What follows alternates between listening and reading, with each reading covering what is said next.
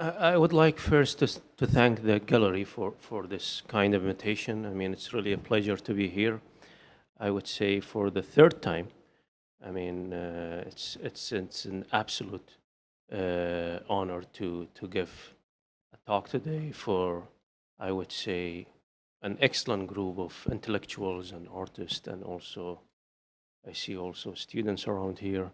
So it's really, I mean, I would say inspiring to give a talk. Always great ideas start with a cup of coffee. I mean, that's my in the morning time. I mean, whenever I get into a new project, always the idea like clicks early morning with a cup of coffee.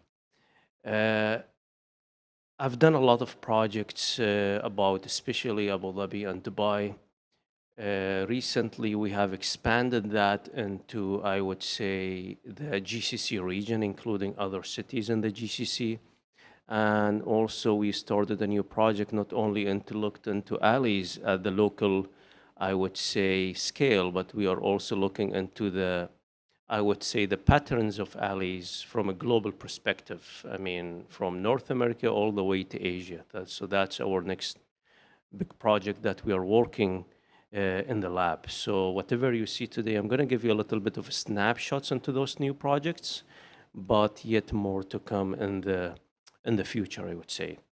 So if we look into the UAE, it's a young country, but it's often, I mean, described or recognized as its mega scale for its mega scale urbanism and big architecture.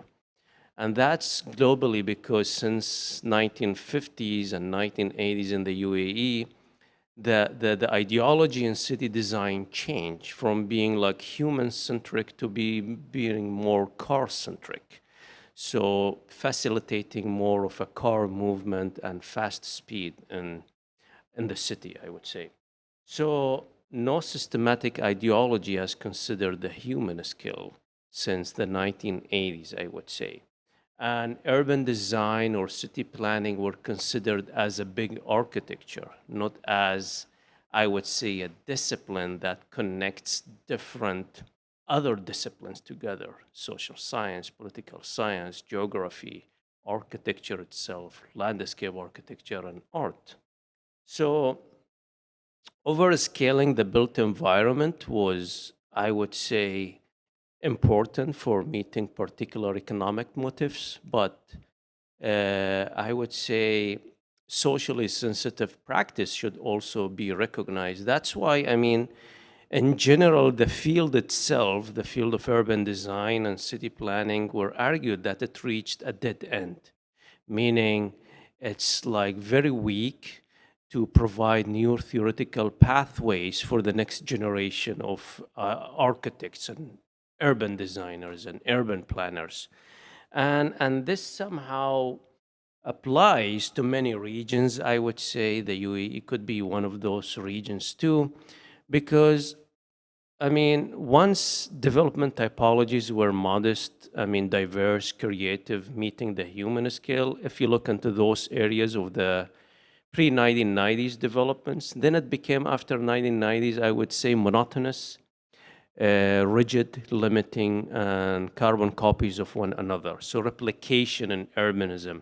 So we don't see that much diversity in urbanism. So we have big developments here, tower complexes, we do it there. We have gated communities here, we do it there. We have a big shopping mall here, we do replicate the big shopping mall there.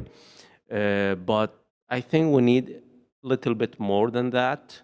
I'm not speaking here as being like nostalgic, but I think the elements of traditional urbanism are very critical to revive a little bit or to incorporate in new developments. So, one example that's not been really recognized that much about the UAE is the human scale landscape. So, the UAE is rich of those landscapes, but what is lacking is the documentation of those landscapes. So, I mean, I call it design after bigness. The theme of the entire, I would say, talk It stretches beyond, I would say, the typical narrative about UAE. It provides an excursion into more human and social aspects. So it pays attention to the social and physical landscape of the UAE. So I would say the target is to draw attention to the merits and virtues of human scale urbanism, to debate and talk and discuss about the practice now, to change the common perceptions of UAE's urbanism and its predilection for, I would say, mega developments, and also to provide a very fertile ground for the future. What is the future of urbanism in the region? So I always, when I work, I look into neighborhoods. I look into the elements of neighborhood design, the buildings, the streets, the alleys, the land parcels, and so on. I look into the dynamic relationship between all of those. I look into the smaller scale as well, the architecture, the details. I mean, going all the way from the up to down, I would say. So these are some of the documentations that we did. It's very human, and that's one of my favorite shops where human like claim spaces. It's just, it's just they feel the power to take a land and do a cultural practice, without being worried about any codes, about any formal, I would say, programs. No, you just claim it and use it. So then if we look into what happened to urbanism is the landscape entirely changed. I mean, from being dense to being fragmented, the streets being interconnected, being looping and curvy as we see, and the lands that accommodated the entire building became super lands, I would say, or super blocks. So that kind of changed, I would say, the way we look into cities, and even the land uses of being very much diverse to being very much, I would say, centralized and focused. So the red here shows the mixed uses that are not residential.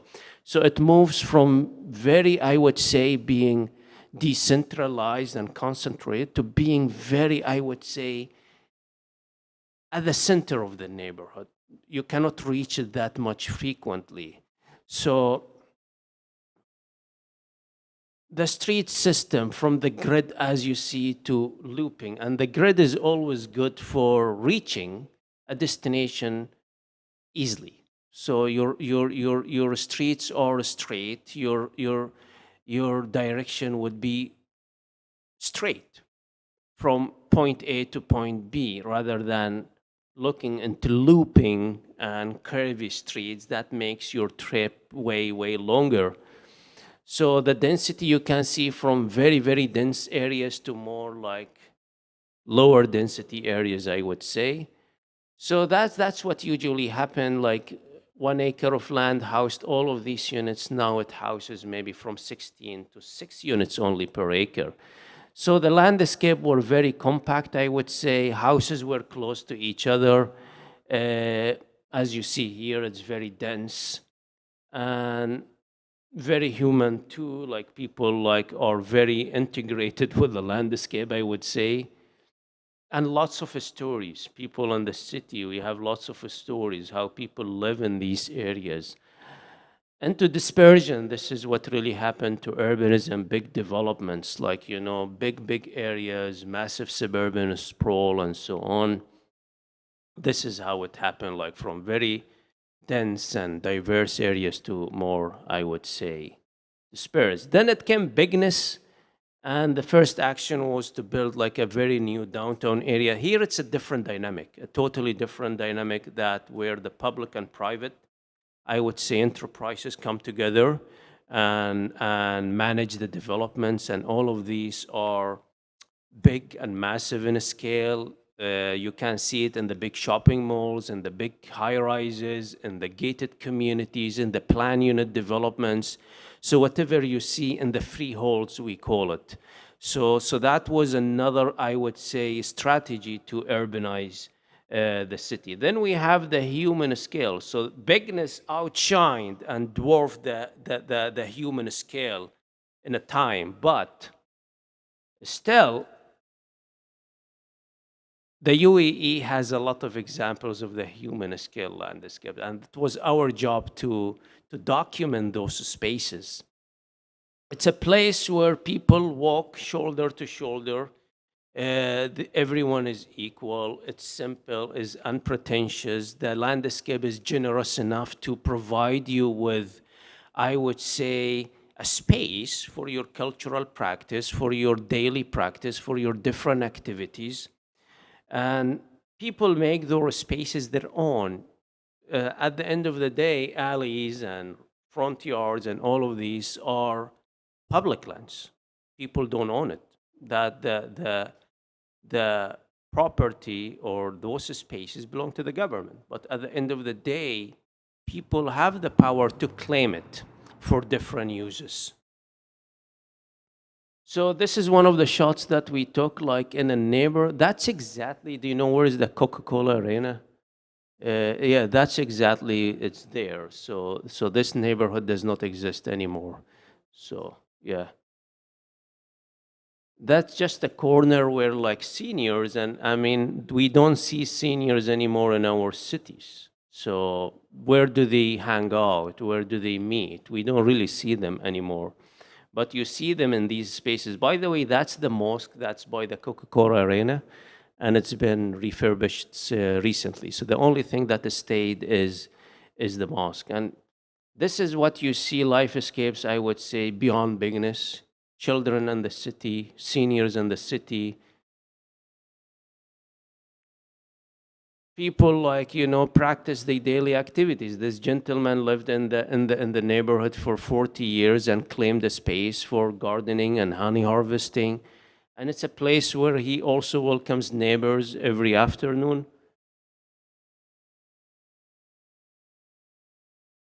And these are different shots of different alleys. We have seen some of the elements like there in the alley outside the gallery. And it's spaces where you see it's been like thousands of pictures, I would say, been collected through many years with the help of my research stuff.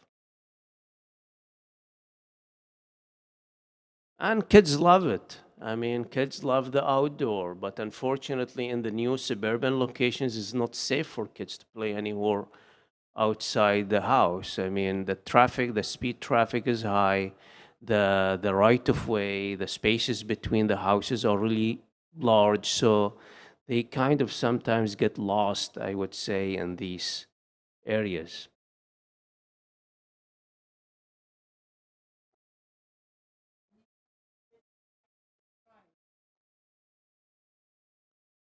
So for the beginners, yeah, I mean, the unfortunate part of it is many of these areas do not exist anymore. So, and the good thing is that there are still few remaining areas that I hope we could preserve in the future. And we have done like in the past, I would say year, an excellent job with the Ministry of Culture to initiate I would say the first preservation codes for the UAE. So we succeeded to preserve a lot of buildings in Abu Dhabi. And I hope that preservation, I would say, effort expands beyond architecture itself, but to include urban areas, I would say, and urban zones. So to expand the effort of historic preservation. And also to preserve places where people are really connected to each other, I would say. I mean, alleys networks are huge. Whether we talk about Abu Dhabi or Dubai, they are massive. And the red lines here are the alleys. You can see how big they are when they are compared to the street networks. They are in kilometers. This only part of Dubai is 130 kilometers, the old part of Dubai. We have been doing like excellent job for combining every single study of alleys. And what is really important, without going into, I would say, details, they talk about sustainability and resilience. They talk about community engagement. They talk about many things. But what is really here, it's like mostly If you look into the alleys in the literature, mostly they are about community and social dynamics. I mean, the majority of research and documentation on alleys were mostly about, I would say, community itself. So when I mean, if we define alleys as just, I would say, it's not, in urban studies is not as important as the streets. Alleyways, they always come as secondary. So streets always omit alleys. But alleys are also not uniform as the streets. They have also different shapes and different morphologies and different life in it. So that's why we started to document also that. So it's liminal spaces. If we define it as the physical spaces between one destination to the other. Physically sometimes hidden, but culturally very expressive and rich. So, I mean, how alleys shape cities from the global perspective, I would say. We have done a lot of analysis. Now we are going globally to see the density of alleys in different cities around the world. And that's a big project that I are working with my team in the lab. So we divided the world into continents. We picked, I would say, 50 cities around the world from North America all the way to Asia. How many samples? 300 plus? 327 samples. When I say a samples is 1 by 1 mile. So over 300 samples from everywhere in the world, and we are documenting that. We are at a very early stage, but it's a pleasure to show it today and see where we are. And here we can see it's combined, how alleys change the network system, how density of alleys change, what is the length of alleys on those things. And here we can see the ratio between the streets and alleys. For example, you can see Cairo, in some places, the alleys are very equivalent to the streets in terms of physical length, I would say, and densities and other things. So this puts you like, I would say, puts or make you to look into alleys from a global perspective, what's really happening and how they shape cities. Here is the same, like maybe a different graphic language. It's still the ratio, like that's in Asia. And data analytics, as we said, we have 327 samples from everywhere, like around the world. Then how we look into the city. So this is, for example, Cairo. We look into the different phases of growth. So from the center all the way to the new capital city, and we pick samples. And after we pick samples, then we map them, and then we map the streets. And all of these are digitally mapped. I mean, usually if you go to any open source in the world, you will not find alleys digitized. So that was a work of 12 maybe students digitizing line by line every sample for 50 cities for 327 samples around the world. So it's just it's an incredible, with all the analytics, like dividing into the I would say areas. So this is another city, New York City. It's less, I would say, extensive than, I would say, Cairo in terms of the alleys. Local perspective, these are also, we mapped the alleys in some parts of Abu Dhabi and Dubai. The areas that we mapped, we are talking about 1,500 kilometers in Abu Dhabi and 281 in Dubai. So Abu Dhabi is like maybe 5 times Dubai, because the landscape of alleys in Abu Dhabi is much more extensive than Dubai. Yes, please.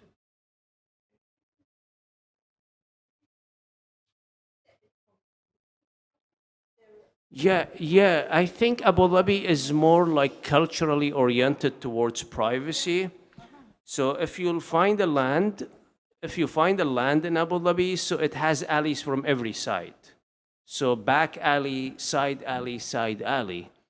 But in Dubai, maybe you find an alley every 3 or 4 houses. So that's why Abu Dhabi, for the sake of privacy, it has more alleys. Yet, that was a practice that was discontinued since 2007, because having all of these alleys is, at the end of the day, waste of land. So if you're putting an alley, you really need to put it maybe strategically. I mean, to have like alleys equivalent to the streets that much at the end of the day in this hot region, many of them will be underutilized and not used. But if you plan them critically in the neighborhood, then there is easy, even from an economic perspective, to revitalize them, to maintain them. So yeah, these are like the alleys like that been also mapped in Abu Dhabi and Dubai. You go to the every single detail, I mean, in an area and map all of those. This is a compiled alleys, and they have shapes, as I said. If you go to any like literature, streets are usually grid, streets are fragmented or curvy or looping, alleys are the same. They have also patterns. And these are like, I would say, organic grid, rectangular grid, square grid, fragmented, looping. It's the same as very equivalent to the street system.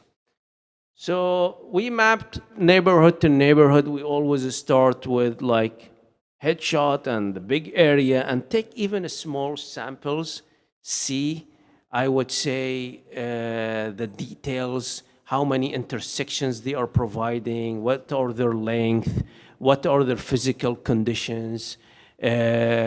Sometimes now we started to look into the informal gardens and alleys, what's happening there, how people are using it. So actually the research moved from mere, I would say, documentation and mapping behind the screen to more into sight, what's really happening on the ground. So that's how we moved. So this is one area, for example. It's a documentation always starts with the landscaping types, the paving and everything, going all the way to the details on that.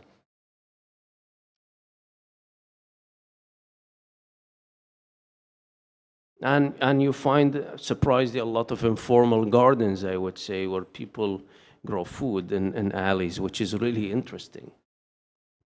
And a lot of his stories. This works for a mosque, like, and he claimed an alley by the mosque to landscape.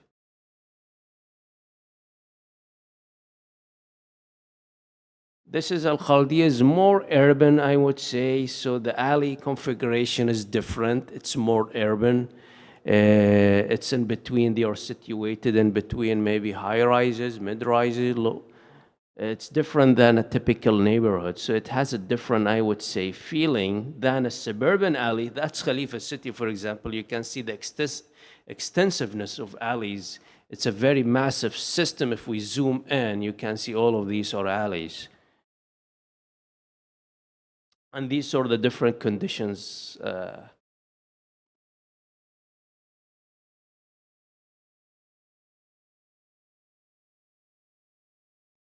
In Dubai also, that's Al-Bada. That's one of the areas that remain as of now. So I don't know. I mean, part of it is gone, but still it has some really good, I would say, historic or not historic, traditional elements, I would say, of urbanism, as we see here. So alleys also, you can see a number of alley, like Sikkak, for example, 45. It's numbered. That's a good effort from the city, yet not named, but numbered, I would say.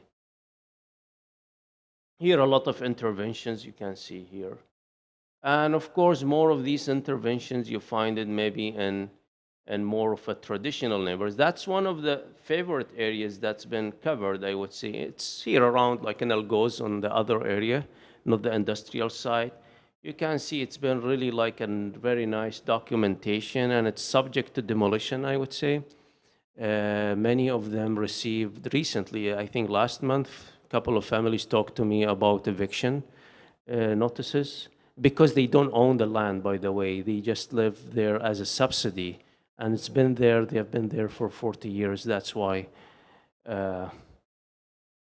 So a lot of you can see the color and the kids, and it's just thriving area. I would say the families, like their routines, watering the ground, sweeping, cleaning, watching after kids. So that's a daily routine like that. You find it like they have coming like by the extended living room that we have it here outside, like to talk and socialize every afternoon, and also observe the kids, and maybe building a little bit of extensions also from time to time for an event, or maybe just an area that people can socialize together.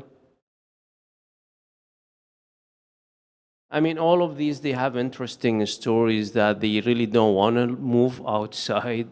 And if you want to move us, please move us together, because it's 40 years. I mean, 3 household generations, people living together. And finally, this, not that much of this area exists. I would say most of it is gone. This map, actually, the alleys, it represents 2008 footprints. So we map the history of it, not the existing situation, but we documented the existing situation through photography.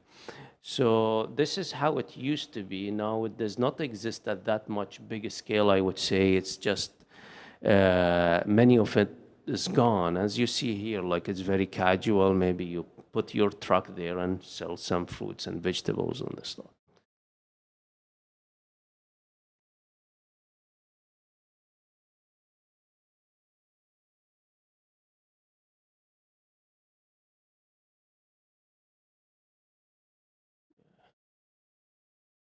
And that's one of the also areas that's really needs a little bit of good preservation efforts. It's one of also of, I would say, it's an area that has a lot of traditional houses.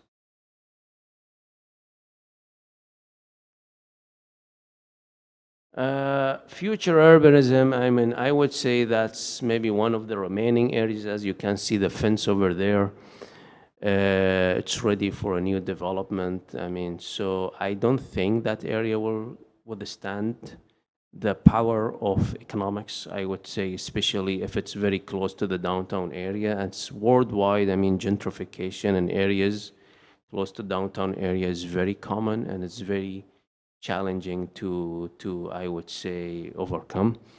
So, I mean, I would say, I mean, I think we have to rethink urbanism, because the mere focus on bigness generated an urban environment that's really monotonous, that's limiting, that's very rigid. I think maybe the focus should be on fewer, smaller, iconic buildings. I mean, we have to deviate from this weakness for building the tallest and the biggest and the most luxurious to more maybe human scale, I would say, urbanism. We are in a race of building those, but I think there are other interventions, simple and might be very small, but the impact could be really very high. Yeah, and this is the book. I mean, everything is here, and it's really, maybe I'm announcing this for the first time, but a new book is coming soon, hopefully this month. So it's gonna be a really big one and heavy, and hopefully I will announce the details in the next maybe talk. But that's first time I'm announcing that. Thank you.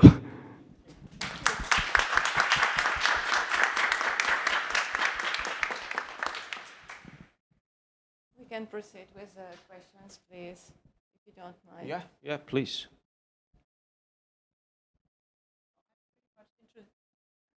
Thank you. I'm pretty much interested in the more human scale things. I mean, as we know, Dubai, I'm living here for 20 years now, so I really could see it growing and becoming more and more fantastic. And now I'm pretty much surprised to hear that the UAE is taking a deeper look into human scale architecture. I love it. It's really nice. Yeah. Yeah, yeah, that was, I mean, part of the theme that we did in Venice Biennale, the UAE National Pavilion at Venice in 2018. It was called Life Escapes Beyond Bigness, and that was a big project funded by the National Pavilion and by the Salama bint Hamdan Foundation, like in Abu Dhabi, to document those places, to see, write the stories about people. And it was really, they were very supportive on that to make it as a theme for the National Pavilion at Venice in 2018, and also to fund the production of a book. So that was very, very inspiring, I mean, for them to I think, to change those common perceptions about the UAE. No, I mean, it's not only about the downtown area, about Dubai Marina, or no, there are many other things in the city that draws really, I would say, or provides lessons, I would say, for the next, I would say, generation of urbanism in the city. I mean, it's rich, whether it's in Dubai, whether it's in Abu Dhabi. I'm sure there are a lot in Sharjah and Ajman and other cities, but unfortunately for geographic distancing, I'm not able to document those. But I think it's a lot. Yeah. Yeah.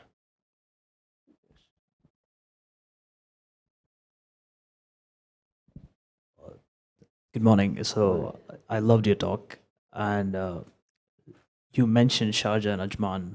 And as someone who lives in Sharjah, I think something that I find myself telling a lot of people who live in Abu Dhabi and Dubai is that the city feels more alive, whereas over here there is a sense of mundaneness that takes over eventually. And I especially love the points of decentralization and centralization, because I think if you come to the heart of Sharjah, there is the Ghurer and Rola and these areas, they are very confidently what they are.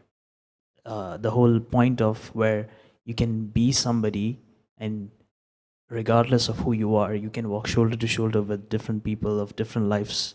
That sense is found more over there, especially towards the area where they've done the historical preservation, and you have the whole Sharjah Art Foundation that's kind of preserved, the Al Hisn Fort, and all of those things. Is it possible for us to kind of take this bigness aspect and incorporate it with human-sized urbanism, such that they kind of intercede and flesh together in a way where they create this very organic microcosm? I mean, this is a really good question. I mean, I wish I can get into Sharjah. I've done few projects for them, but for me, like, the projects were not at the level of the neighborhood, like to observe those, to go onto the ground. And that's because I'm in between Abu Dhabi and Dubai, and then to commute to Sharjah, that's another story. So I'm not like that much against bigness. I think we need it for the economic reasons, for the branding, and for other things. But let's make it better a little bit. If you see, for example, I mean, there are new interventions coming in that make a little bit those spaces more human, I would say. So if you look into the downtown area, for example, it's walkable. You know, it's very walkable. You can walk from point A to point B, straightforward. But what kind of details is missing is the shade, for example, you know, in this hot reason, we need to think about shading strategies. So we need to think a little bit further or think about the thermal comfort of the human, not the cars, you know. So then, but if you look into it, that downtown area, can you walk to Business Bay from downtown area? It's a bit complicated, you know. From downtown area, can you walk to City Walk? It's a bit complicated, you know. You need to go into that bridge, the metro bridge, the 1 kilometer bridge, and walk and go down. I've tried it. I mean, just out of curiosity, I've tried it. So, you know, I really tried it. And it was like 1.5 kilometers just to go over, and it was just complicated. And you can imagine the metro in downtown, the station, how busy it is. So that's the only way to do it. Can you walk from City Walk to Box Park? No. So, I mean, we are doing something, but we are not getting it to finish it, just finish it, you know, to weave things together. You need to stitch and weave these urban fabrics together. That's my concern, I would say. So we, in a technical term, we don't have a regional integration, I would say. Yeah. This one, there's also an aspect of commercialization that's kind of making these places very mundane. Yeah, I mean, I was on a field trip with the students around City Walk area, and they took all the benches out. I mean, you know, I was surprised. I mean, and like from a visit to other, all the benches go out, so you have to sit down and pay to sit down. That's true. Even in shopping malls, except for Amar shopping malls, they still have the benches. But yeah, that's true. I agree with you. Yeah. Thank you very, very much for your presentation. It's really excellent. And really like all the points you brought, and also the book, and at the end, the conclusion and so on. Thank you. I think we take away a lot of things from what you just said. What thing, you mentioned, just if we talk at the beginning, when we start on the alley, you said something which I really like was, you said, those alley was to go from one area, one neighborhood to the other one without getting through the streets. And there was something else also, a neighbor can come and sit there. It's, you know, by passing, just sit there, Yeah. talk to the other neighbors and so on. So I was, you know, going already in a picture of seeing people talking together, smiling and going, and stories coming out of their meeting together and so on and so on. So that image, how do we transfer it in the urban cities today? And then you bring us to those alleys, which is kind of keeping the fact that we don't have street and we get from one alley to the other one and so on. That is wonderful. But what we were missing is that social interaction between those humans, people, the stories, possibilities between the people and so on. So I think we go in, as you mentioned also, more and more into understanding that we need allies, but the humanization is still a little bit apart. It's part of the landscape also, the design of the landscape. Mm-hmm. That is a little bit apart. So that brings me to the question I have is, you're right, we have to get the building, we cannot get out of the building. I remember, you know, going through New York, there are a lot of buildings, but on the same time, there are some places where you can, also Istanbul, you can just have a time to go from one point to the other point with bicycle or talking and so on. So what is the cost effective? Have you done for these mappings or something? I guess that something probably UAE wants to have, but there is a trade-off between the cost thing of those designs and this humanization of the urban city. So. Yeah, I mean that's. I agree with you. I mean, in many of the points. I mean, people who are in their 40s, I would say, or 50s, or I'm in my 20s, so they know the value of alleys. I mean, what they were like in the past, you know. So we used it for different purposes. And the reason those alleys were very much active is there are different physical settings that enable that community to thrive.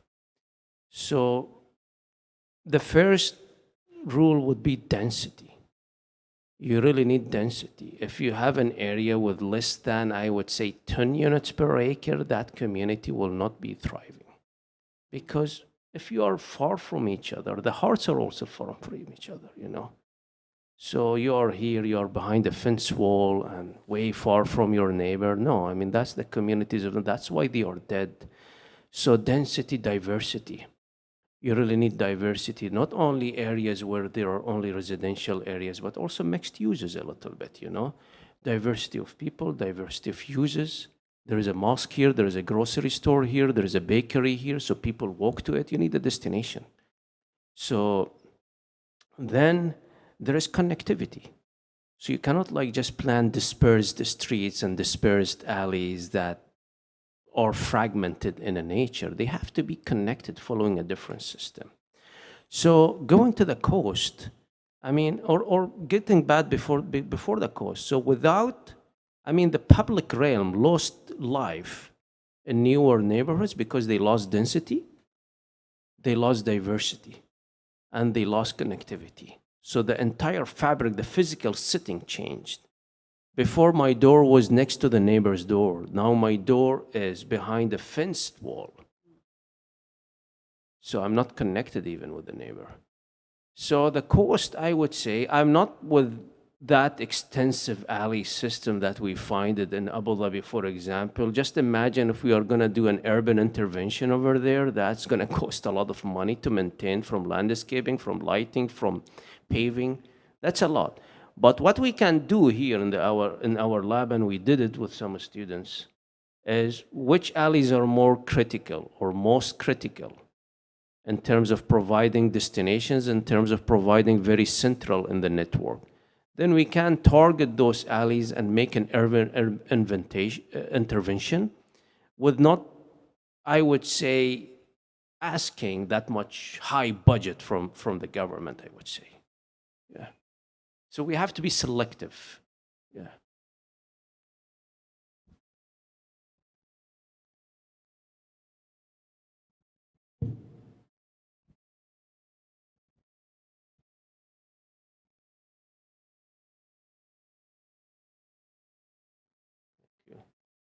Thank you. Thank you. Thank you. Appreciate it. But also very helpful.